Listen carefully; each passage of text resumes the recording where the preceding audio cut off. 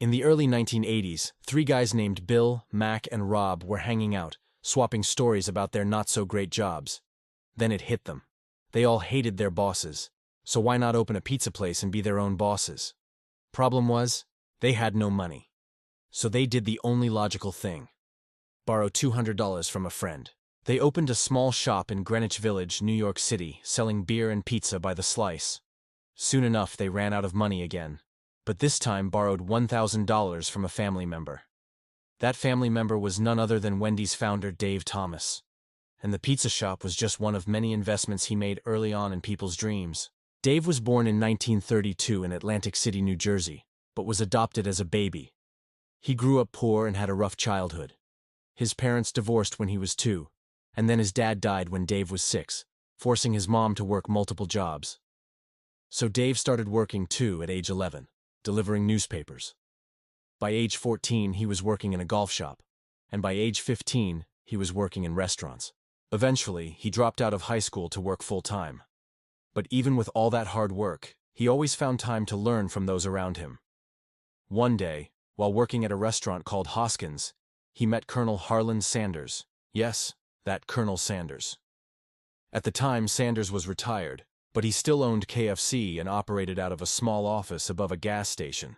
Every now and then, he would come to Heston's to eat. And when he did, Dave would pick up the check. One day, Sanders stopped Dave and told him he didn't have to pay for his meal. "You work hard," he said, "and one day you might want to work for me."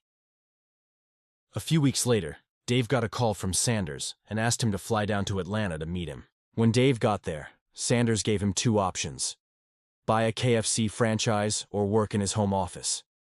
Dave chose the second option and spent the next 6 years helping Sanders expand the company.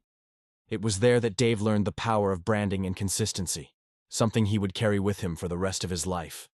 But as time went on, Dave felt something was missing. Sure, he was working for a big company, but he wasn't running it, and deep down, he wanted to be his own boss. So in 1969, at the ripe age of 37, Dave Thomas opened his first restaurant. He named it Wendy's Old-Fashioned Hamburgers, after his daughter Melinda, whose childhood nickname was Wendy. The image of a little girl with red hair became the restaurant's logo. At the time, fast food consisted mainly of hamburgers and hot dogs, which were typically made with low-quality ingredients. But Dave wanted to do things differently.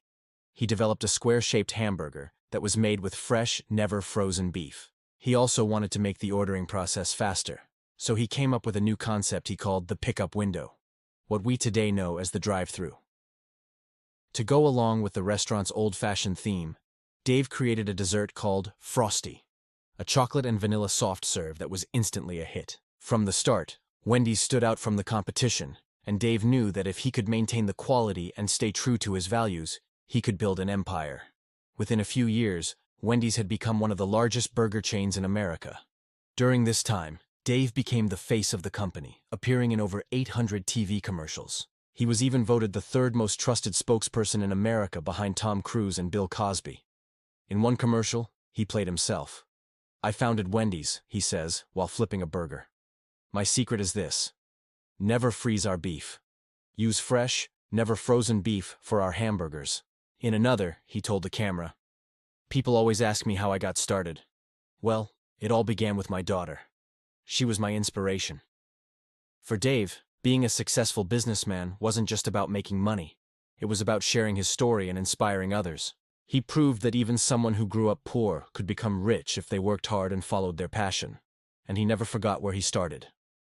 Even though Wendy's went public in 1978 and Dave was worth millions, he still took the bus to work every day and ate lunch in the employee cafeteria. "I never wanted to forget what it was like to be a hard-working hourly employee," he once said.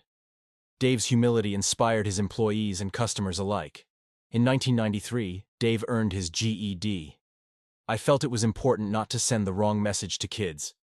If I could go back and do it all over again, I wouldn't change a thing," he said. Today, Wendy's has over 7,000 restaurants worldwide and continues to grow. Dave Thomas may be gone, but his legacy lives on through the millions of people he inspired and the millions of burgers he sold.